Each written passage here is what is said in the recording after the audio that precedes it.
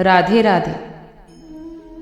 भगवान श्री कृष्ण का जीवन ही हर तरह की शिक्षा देने वाला है। महाभारत और गीता अनुपम कृति है। महाभारत हिंदुओं का ही नहीं बल्कि समस्त मानव जाति का ग्रंथ है। इससे प्रत्येक मानव को एक अच्छी शिक्षा और मार्ग मिल सकता है। प्रत्येक मनुष्य को इसे पढ़ना और सुनना चाहिए। महाभारत में जीवन से जुड़ा ऐसा कोई भी विषय नहीं है जिसका वर्णन न किया गया हो या फिर इसमें जीवन का कोई समाधान ना हो। महाभारत में देश, धर्म, न्याय, राजनीति, समाज, युद्ध, परिवार, ज्ञान, विज्ञान, अध्यात्म, तकनीक आदि समस्त विषयों का वर्णन हुआ है। वर्तमान युग में महाभारत की एक कहानी से आज का मानव बहुत कुछ सीख ले सकता है।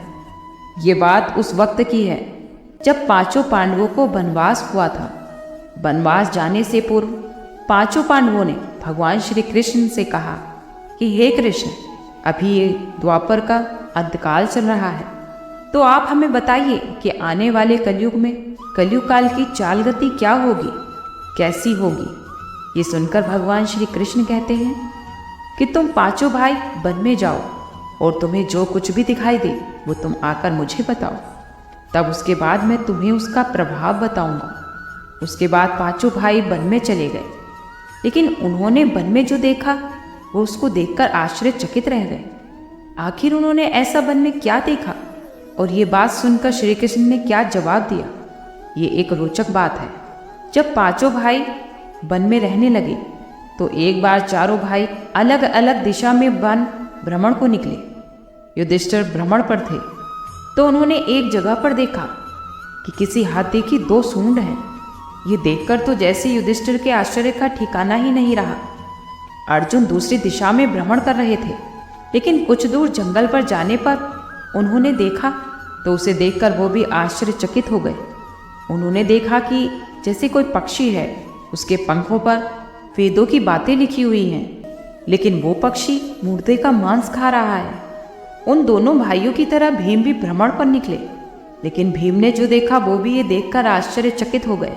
उन्होंने देखा कि एक गाय ने बछड़े को जन्म दिया, लेकिन जन्म के बाद उस बछड़े को इतनी चोट लगी है कि बछड़ा लहूलुहान हो गया। सहदेव जब भ्रमण पर थे तो उन्होंने चौथा आश्चर्य देखा कि 6 कुएं हैं। आसपास कुओं में पानी है, लेकिन बीच का कुआं खाली है और वो बहुत गहरा भी है, लेकिन फिर भी उसमें पानी नहीं है। उन्हें ये देखकर काफी आश्चर्य हुआ कि आखिर ऐसा कैसे हो सकता है। नकुल भी भ्रमण पर थे और उन्होंने भी एक आश्चर्यजनक घटना देखी। नकुल ने देखा कि एक पहाड़ के ऊपर से एक बड़ी सी शिला गिरती हुई आ रही है और वो कितने ही वृक्षों से टकराकर उनको नीचे गिराते हुए आगे चली जा रही है। बड़े से बड़े विशालकाय वृक्ष भी उसको रोक न सके और वो विशाल शिला कितनी ही अन्य शिलाओं के साथ टकराई, लेकिन फिर भी वो रुकी नहीं। लेकिन अंत में एक छोटे से पौधे का स्पर्श होते हुए ही वो शांत हो गई, वहीं रुक गई। पांचों भाइयों ने अपने देखे हुए दृश्य की चर्चा श्री कृष्ण भगवान से की और उनको अपने अनुभव सुनाए। सबसे पहले भगवान श्री कृष्ण से युधिष्ठिर ने कहा कि हे श्री कृष्ण, मैंने तो पहली बार 2 सूंडों वाला हाथी देखा है। ये मेरे लिए बहुत ही आश्चर्यजनक था। ये सुनकर भगवान श्री कृष्ण कहते हैं, हे धर्मराज, अब तुम कलिकाल की सुनो कि कलयुग में ऐसे लोगों का राज्य होगा जो दोनों ओर से शोषण करेंगे, बोलेंगे कुछ और करेंगे कुछ और। उनके मन में कुछ और होगा और कर्म में कुछ और। ऐसे ही लोगों का राज्य होगा। इससे पहले तुम राज्य कर लो। फिर युधिष्ठिर के बाद अर्जुन बोले कि हे मधुसूदन, मैंने जो देखा वो तो इससे भी कहीं ज्यादा आश्चर्यजनक था कि मैंने देखा एक पक्षी के पंखों पर वेदों की रचनाएं लिखी थी और वो पक्षी मुर्दे का मांस खा रहा है। तब श्री कृष्ण कहते हैं, इसी प्रकार कलयुग में ऐसे लोग रहेंगे जो ज्ञानी और ध्यानी कहलाएंगे। वे ज्ञान की चर्चा तो करेंगे, लेकिन उनके आचरण राक्षसी होंगे। वो पंडित और विद्वान कहलाएंगे, लेकिन वो यही देखते रहेंगे कि कौन सा मनुष्य मरे और हमारे नाम से संपत्ति कर जाए। श्री कृष्ण ने कहा, हे अर्जुन, संस्था के व्यक्ति विचार करेंगे कि कौन सा मनुष्य मरे और संस्था हमारे नाम हो जाए। हर जाति धर्म के लोग प्रमुख पद पर बैठकर विचार करेंगे कि कब किसका श्राद्ध हो और कब कौन किस पद से हट जाए और हम उस पर बैठ जाएं। चाहे फिर कितने भी अमीर धनिक क्यों ना हो, लेकिन उनकी दृष्टि धन पर ही रहेगी और बड़े बड़े पदों के ऊपर ही रहेंगे। ऐसे लोगों की ही बहुतायत होगी। अर्जुन के सवाल के जवाब के बाद फिर भीम ने अपना अनुभव श्री कृष्ण को सुनाया। तब भीम ने कहा कि मैंने देखा गाय अपने बछड़ों को इतना चाट रही है कि बछड़ा लहू लुहान हो रहा है। ये सुनकर श्री कृष्ण कहते हैं कि कलयुग का मनुष्य शिशुपाल हो जाएगा। कलयुग में माँ बालकों से ममता के कारण इतना मोह करेगी कि उन्हें अपने विकास का अवसर ही नहीं मिलेगा। घर के घर बर्बाद हो जाएंगे। किसी का बेटा घर छोड़कर साधु बनेगा तो हजारों व्यक्ति दर्शन करेंगे, किंतु अगर अपना बेटा साधु बनेगा तो वो रोएंगे कि मेरे बेटे का क्या होगा। इतनी सारी ममता होगी कि उसे मोह माया परिवार में ही बांध कर रखेंगे और उसका जीवन वही खत्म हो जाएगा और अंत में वो अनाथ होकर मरेगा। वास्तव में वो बेटे तुम्हारे नहीं हैं, वो तो बहुओं की अमानत हैं और कन्या जमाई की अमानत है और तुम्हारा ये शरीर मृत्यु की अमानत है। तुम्हारी आत्मा परमात्मा की अमानत है। तुम अपने शाश्वत संबंधों को जान लो। बस भीम के बाद सहदेव ने पूछा, हे श्री कृष्ण, कि मैंने जो देखा उसका क्या मतलब है? मैंने ये देखा कि 5-7 कुओं के बीच एक बीच का कुआं बिल्कुल खाली है, जबकि ऐसा कैसे संभव हो सकता है? ये सुनकर भगवान श्री कृष्ण कहते हैं कि कलयुग में लोग अपने बच्चों के विवाह में, मकान के उत्सव में, छोटे बड़े उत्सवों में तो लाखों रुपए खर्च कर देंगे, लेकिन जब आसपास में भी कोई अगर भूखा प्यासा होगा तो ये नहीं देखेंगे कि उसका पेट भरा है या नहीं। उनका अपना सगा भी भूख से मर जाए, लेकिन वो देखते रहेंगे। दूसरी ओर मौज मदिरा मांस सुंदरता और व्यसन में पैसे लगा देंगे, किंतु 2 आंसू किसी के पोंछने में उनकी रुचि नहीं होगी। कहने का तात्पर्य ये है कि कलयुग में अन्न के भंडार तो होंगे, लेकिन फिर भी लोग भूख से मरेंगे। सामने महलों और बंगलों में ऐशो आराम चल रहे होंगे, लेकिन पास में आदमी भूख से मर जाएगा। एक ही जगह पर असमानता अपने चरम पर होगी।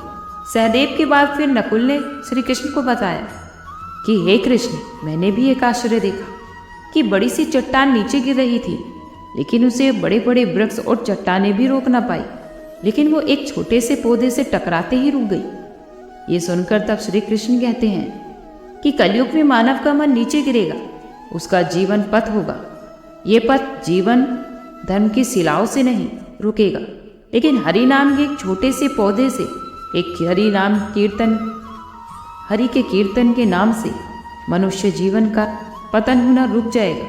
कलयुग की कहानी शुरू हुई जब महाभारत खत्म हुआ।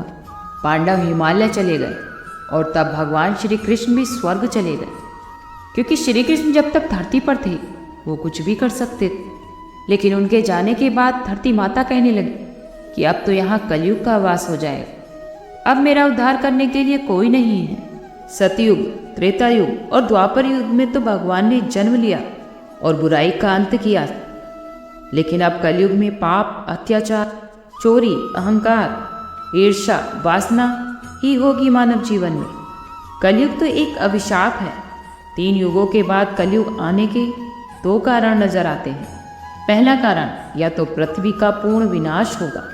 दूसरा कारण यह है कि पापियों का पूर्ण विनाश करने के कारण प्रभु फिर से कोई अवतार लेंगे। महाभारत युद्ध के बाद युधिष्ठिर अपना राजपाट परीक्षित को सौंपकर अपने भाइयों के साथ महाप्रयाण हेतु हिमालय को निकल गए। तब धर्म रूपी बैल और गाय रूपी धरती सरस्वती नदी के किनारे बैठी आपस में दोनों वार्तालाप कर रहे थे। तब वहाँ कलयुग आ गया और उन दोनों पर प्रहार करने लगा। तभी वहाँ से राजा परीक्षित गुजर रहे थे। उन्होंने कलयुग को बैल और गाय को मारते देख क्रोधित हो गए। राजा परीक्षित ने उसे मार देने के लिए जैसे ही तलवार निकाली तो वैसे ही कलयुग उनके पैरों में गिर गया और उनसे क्षमा मांगने लगा। राजा परीक्षित ने कहा कि झूठ, कपट, चोरी, पाप, अधर्म, गरीबी, इन सब का कारण तू ही है। तब राजा परीक्षित ने कहा कि मेरे राज्य से निकल जाओ और वापस नहीं आना। तब कलयुग ने कहा, हे राजन, पूरी पृथ्वी पर आपका ही राज्य है, आप ही मुझे शरण में। तब राजा परीक्षित ने कहा, छूट, धूत, परिस्त्री, घमंड, मदपान, हिंसा में तू रह सकता है। तब कलयुग ने कहा कि महाराज, ये तो पर्याप्त नहीं है, मुझे आप कुछ और भी दें। ये सुनकर राजा परीक्षित ने कहा कि मैं तुझे सोने में स्थान देता हूँ। ये आशीर्वाद मिलते ही कलयुग राजा परीक्षित के सोने के मुकुट में बैठ गया। धरती पर 4 युग होते हैं। पहला युग सतयुग। इस युग में धर्म के 4 पैर थे, जिसमें राजा हरिश्चंद्र पैदा हुए थे। उन्होंने सत्य के लिए अपने परिवार का ही बलिदान कर दिया। उस समय सत्य 100% था। त्रेता युग, इसमें धर्म के 3 पैर ही थे। इस युग में भगवान विष्णु ने वामन और राम का अवतार लिया। त्रेता युग में पाप की मात्रा 25 और धर्म की 75% हो गई थी। इस युग में असुरराज बाली ने 3 पैर के नापने पर धरती दान कर दी। रावण ने सीता जी का अपहरण किया, पर उन्हें छुआ तक नहीं। द्वापर युग, इसमें धर्म के 2 पैर रह गए, क्योंकि इसमें 50% पाप और 50% धर्म था। और इसी युग में महाभारत हुई थी। वो युद्ध भी तो धर्म युद्ध ही था। इस युद्ध में भगवान श्री कृष्ण अवतार में आए और पापियों का नाश किया और धर्म की रक्षा की। कलयुग, इस युग में धर्म का नामो निशान मिटता जा रहा है। धर्म पंगु बन गया है। अब धर्म का 1/4 हिस्सा ही रह गया है और पाप की मात्रा 75% हो गई है और पुण्य की 25%। जो धर्म की रक्षा करेगा उसकी धर्म रक्षा करेगा। जो भारत की धरती पर धर्म और संस्कृति की हानि करेगा तो उसका संपूर्ण विनाश हो जाएगा। जो हरि नाम का परमात्मा का ध्यान करेगा उसका भव पार हो जाएगा। जिसके पास गाय होगी या गाय की सेवा करेगा तो उसको परमात्मा का आशीर्वाद रहेगा। लोगों को वेदों का ध्यान करना चाहिए, क्योंकि धर्म की जड़ तो हमेशा हरी रहती है। इसलिए हमेशा धार्मिक कार्य करने चाहिए। जो व्यक्ति धर्म से विमुख रहेगा वो हर समय दुखी और संकटों से घिरा रहेगा। इसलिए हमेशा धर्म की नाव पर चलो, हमेशा परोपकार करो, बड़े बूढ़ों की सेवा करो, ईश्वर को हमेशा याद करो, उसे अपने स्मरण में रखो और अच्छे कर्म करो। यही हर व्यक्ति का धर्म है। आज के लिए इतना ही। कल फिर मिलते हैं एक नई वीडियो के साथ। खुश रहिए, स्वस्थ रहिए।